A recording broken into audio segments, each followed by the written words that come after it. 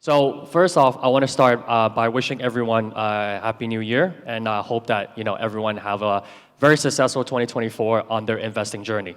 So over the next 20 minutes or so, I'd like to briefly share our thoughts on why on the market and also why we think that going into 2024, focusing on quality can not only be the key for investors to navigate this difficult market environment, it can also serve as the core foundation of your portfolios in order to achieve long-term wealth creation. Now, many of you have probably seen the word or are familiar with the term quality. You've probably seen it on Financial Times, some of the market outlooks, commentaries, and in talks and whatnot. But frankly, it can actually be quite vague in terms of how, what really makes an asset or a company a quality investment. So I'd like to share with you how we define quality in the equity space at Lazard and the characteristics that we look for specifically.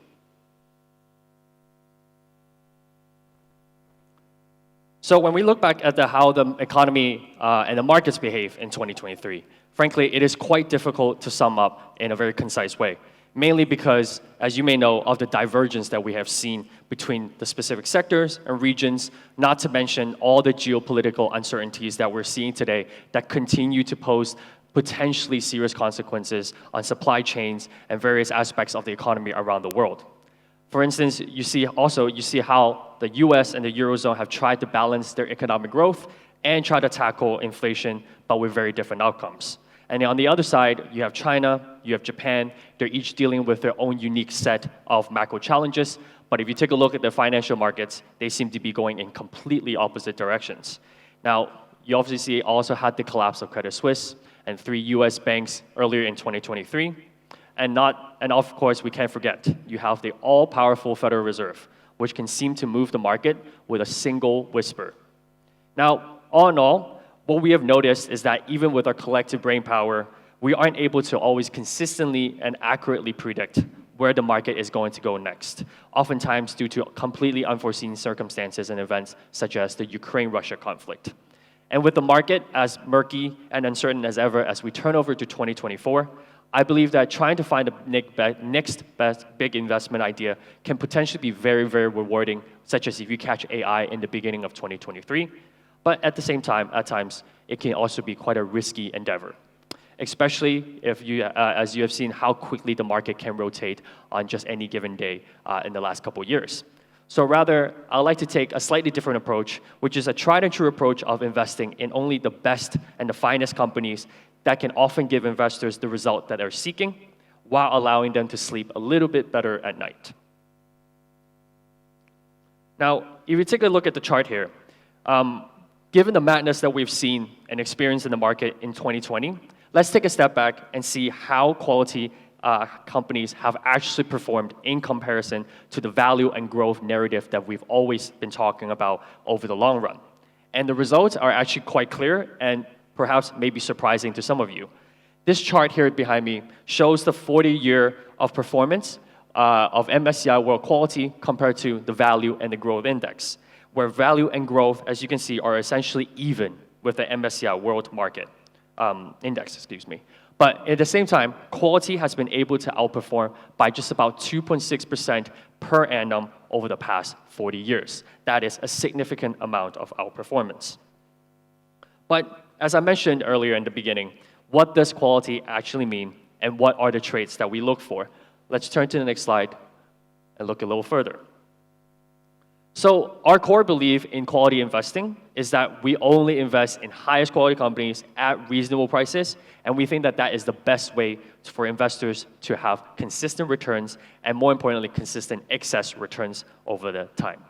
Now, in order to do that, we want to buy great businesses, specifically companies with which we call compounders, and we want to own them for a very long time because clients can eventually benefit from the wealth that these businesses generate for themselves and their shareholders. So first things first, what are compounders? Now, in order to be a compounder, a company needs to satisfy 2 main criteria. One is sustainably high returns and financial productivity. Now, I'll explain that in just a second. And second is the reinvestment of this free cash flow, of this profit that they have, in order to, and back into the company in order to grow the company over time. Now, what this does to the company is allows it to get into what we call a compounding cycle. And that is the most important point because we want the value of these businesses to grow. That will in turn be reflected in share prices over time and benefit investors.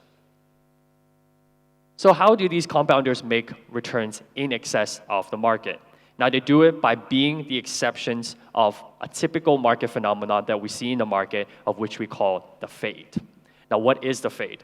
Now, what happens when a highly profitable company makes a lot of money over a few years? What that usually does, it tends to attract competitors that are looking to make the same level of profits, and they will try to get into the same segment of the market as that company. But what ironically happens is that the more competitors there are, the harder it is for actually each of those companies to make those high levels of return. However, what we have found is that there are certain businesses that can maintain high levels of financial productivity longer than what the market thinks it's able to do. Now, they are essentially able to what we call beat the fade. Now, that means that there is an implied share price upside to these companies, and this is what we try to capture in our strategy here. Now, the natural next question is, how are these companies able to beat the fade?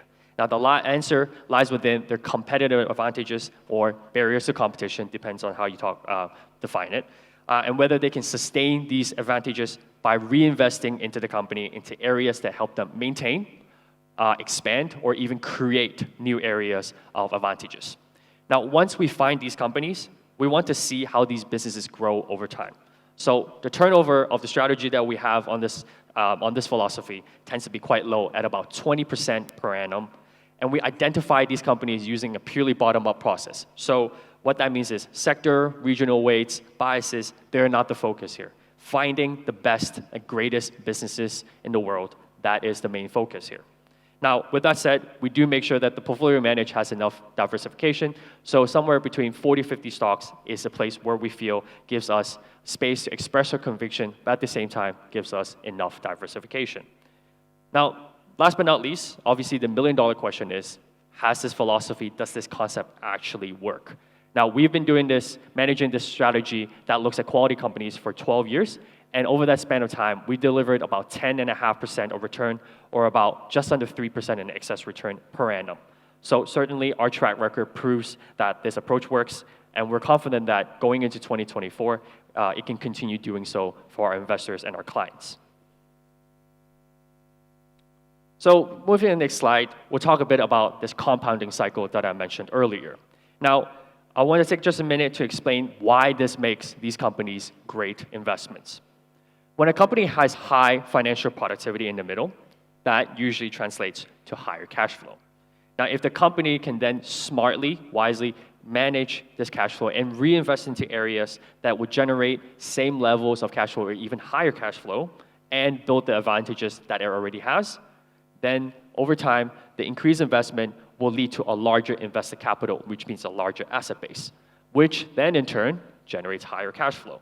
Now, this cash flow generation cycle is very, very important because it's what drives up the value of the businesses and ultimately the share prices of these companies. So, to make it a more tangible example, let's talk about one of the companies that shows this very well, TSMC, which is a company that we actually bought since 2012, so it's been an 11, 12-year investment. I think TSMC requires no further introduction to everyone here as the undisputed leader in semiconductor chip-making business, making chips for NVIDIA, AMD, Intel, 500 other companies that all have to go to TSMC to make its chips, the latest and the best chips.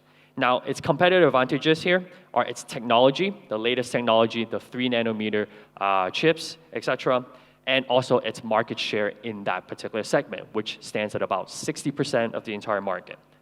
Now, what TSMC has been able to do is leverage these advantages to make very strong returns. Over the past 10 years, they've consistently been able to make net margins of about 40% or more. This is then reinvested into the company consistently. So over the years, if you take a look at the reinvestment chart on the bottom right, they invested tens of billions into the company to invest in R&D and to find the latest technology, the next generation of technology. Now, over time, that has led to an exponential growth in their cash flow that you can see at the top of that chart over here.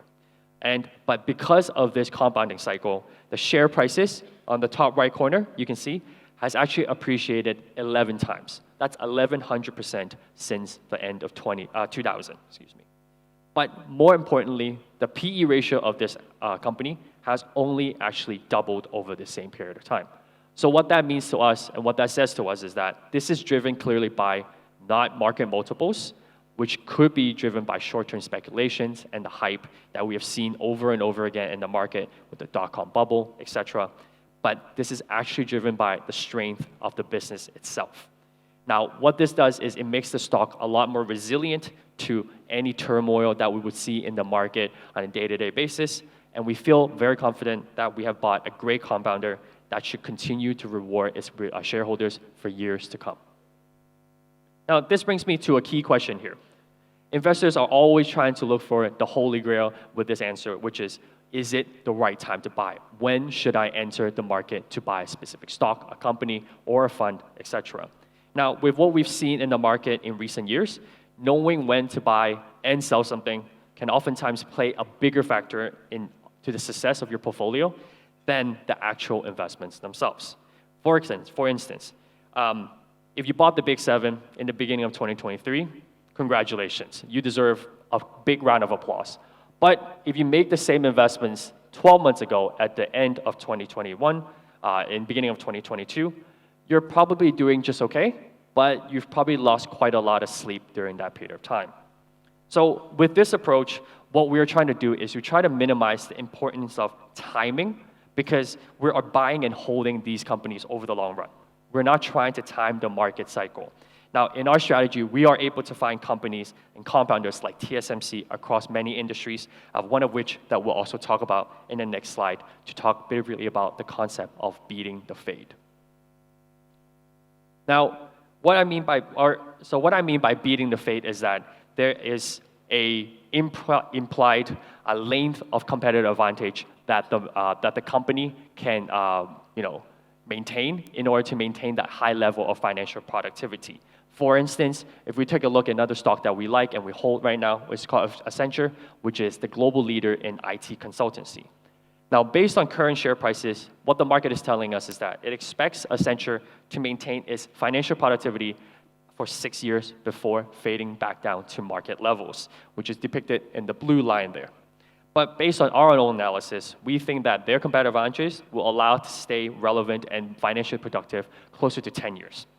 Now, this gap in terms of our expectations between the market and what we see gives us that mispricing opportunity that we are looking to purchase and capture in our portfolio. Again, this happens to every single stock that we have in the portfolio that we own. So the reason why we're so confident in this approach particularly is because our portfolio managers have launched this strategy back in 2011 after doing their own research on compounders and how they can deliver consistent outperformance. Now, just in March of last year, because it's been a while, they updated the original thesis and they found that the original thesis still stands between 2011 and 2022, even with all the turmoil, all the market events that we've seen during that period of time.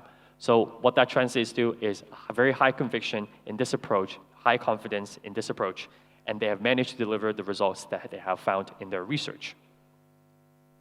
Now, just a quick talk about how they actually find these compounders. It's a 3-step process, essentially idea sourcing, analysis, portfolio construction. I think we've all seen similar slides to this before, so I won't take too long here. But essentially, idea sourcing is a screening process to find the most productive, financially productive companies.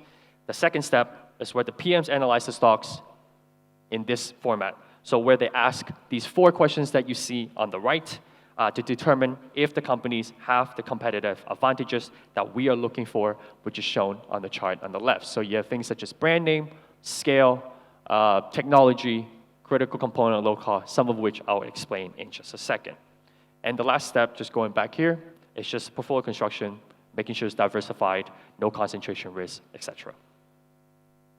So what that means, so I already talked about TSMC and Accenture, so let's bring in a few more stock examples, some of which you're probably most familiar with, but there may be 1 or 2 names that are not as well known, but they are great quality businesses nonetheless.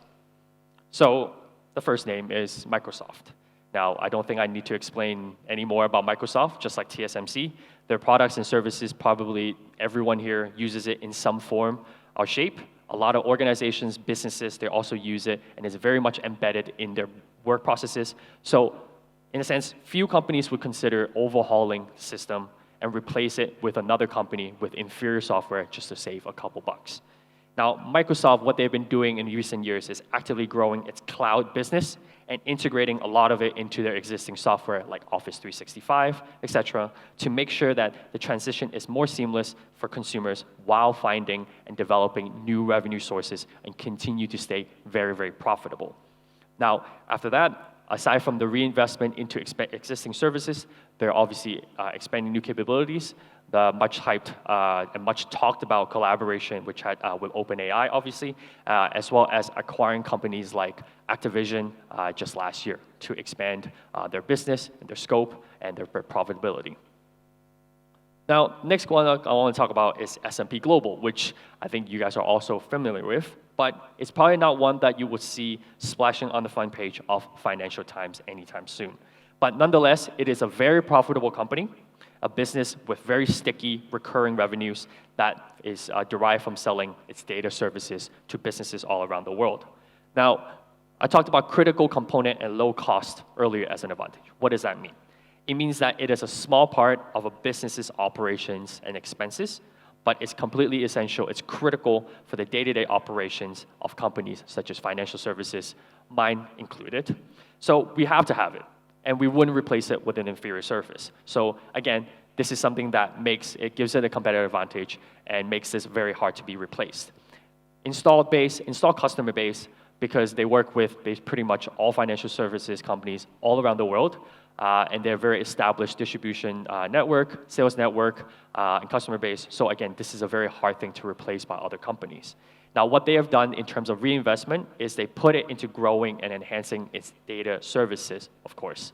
But the most exciting and new revenue source potentially that they're actively growing is AI-enhanced data. Now, what does that mean? It means that consumers like us, it will be more efficient for us to find the suitable, appropriate data at a much quicker speed so that we can become more productive, more efficient.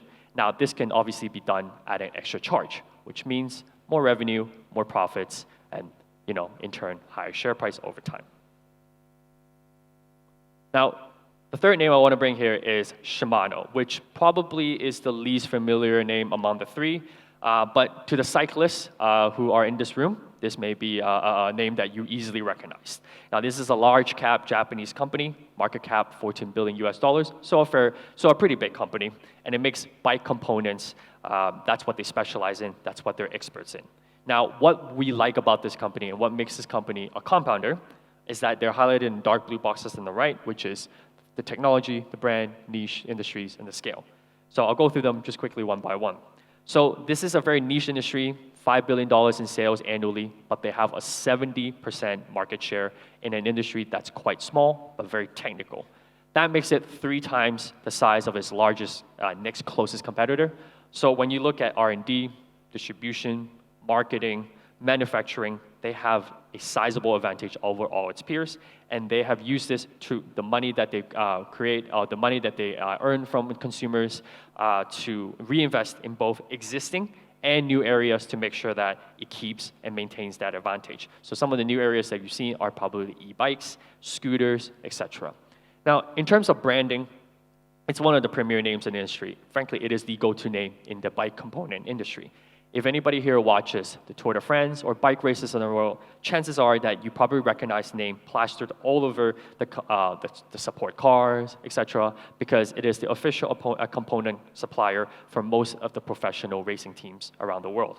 Again, this branding power, much like Microsoft, much like other companies here, is something that is very, very hard to replace and gives them pricing power and gives them the ability to consistently make money for the company. Now, all these factors, again, allow the company to stay financially productive, and we think that this is one of those companies, again, that will maintain this for years to come. So I mentioned earlier that there is our strategy has been able to achieve just under 3% of excess return every year. If you take a look at what we've been able to do over the last 12 years, you can see that we've outperformed the broader market defined by the ACWI for 10 out of the 13 calendar years, where we've seen a wide variety of market conditions. So again, this gives us confidence and assurance that this approach gives us consistency, it gives us outperformance, and we are very happy with the results we're able to deliver for our clients. Now, because of this, when we take a look at how we have done over a rolling 3-year period here in the next slide, compared to the market. So if you're underneath the dotted line, MSCI has done better. If you're above it, we've done better. Now you can see that the vast majority of dots, I'm pleased to say, are above the dotted line. So that means that we have been able to outperform the market most of the time. Now, if you take a look at, we talked a little bit about some of the holdings that we have, which is repeated here, but you'll see, again, some familiar names like Microsoft, Alphabet, S&P, Accenture, Visa, etc. But there are also maybe some names like the healthcare company in the top, in the 10th name, IQVIA, or the Dollarama, these companies that may be less well known to consumers in this part of the world, but are nonetheless amazing businesses that continue to be very, very profitable and continue to be very beneficial for shareholders of these companies. Now, I understand that I've been talking a lot about individual businesses, but again, obviously, we also need to show what the portfolio looks like from a bird's eye view from this perspective. And you can see here on this slide the breakdown where we're actually quite similar to the market in terms of region, but from a sector perspective, there is one key difference that I would like to point out is that we don't really have any allocation to utilities, real estate, materials, and energy. Now, it's not to say that we have a strict guideline against and avoiding those sectors, but it's just the criteria that with the criteria we have in mind, companies in these sectors tend not to be able to pass those screening tests that we have put in place. The main reason is because they can't maintain the level of financial productivity. For example, utilities profits are typically regulated and are limited. Real estate rates tend to play a big factor, not something that companies can control in that sector. Materials, energy, similarly, commodity prices tend to be a key determinant of how profitable they are, which they obviously can control. So if you take a look at the companies in those sectors, their profits tend to be quite volatile, which again makes it difficult to pass our screening because we're looking for companies that consistently are able to generate high levels of profit. So again, in summary, we think that market conditions are going to remain quite uncertain in 2024. We do think that rate cuts are likely to happen sometime this year, probably most likely in the second half. So not anything surprising there. It's quite close to what market consensus has. But how and this would impact specific asset prices is still, for us, a very difficult task to figure out, much like previous years. With monetary policies usually taking about 12 to 18 months to figure out and to take effect on its effect on the economy and the company specifically, these tighter lending conditions, credit conditions, are eventually going to have a pretty sizable impact on some of the companies where the fundamentals are weaker, they're more vulnerable, leverage is higher, while the ones that have been able to prove that they're profitable across market conditions with low amounts of leverage, they're going to shine and they're likely to differentiate themselves from the rest of the market. We're no longer in conditions post-global financial crisis where low rates and low inflation is the norm. And what that does is allow a lot of loss-making companies to be able to grow and be rewarded with little consequence. And so we believe that positioning yourself in high-quality companies can not only reap rewards in 2024, but also for years to come as a core part of your portfolios. Thank you very much for your time today. And again, I wish you the very best in 2024.